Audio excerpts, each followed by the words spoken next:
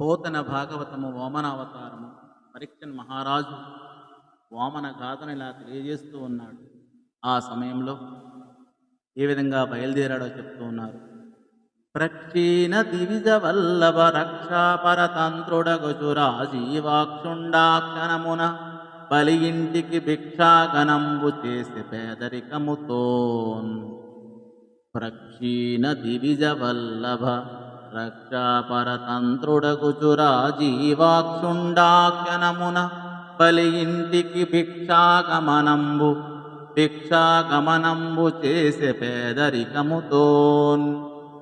ఓ మహారాజా, వామనుడు మిక్కిలి దీనుడై ఉన్న దేవేంద్రుడిని కాపాడాలి అనుకున్నాడు. వెంటనే బలిచక్రవర్తిని దానం అడగడానికి నిశ్చయించుకొని పేదరికాన్ని చూపిస్తూ బలి నివాసానికి బయలుదేరాడు అని పద్యభావము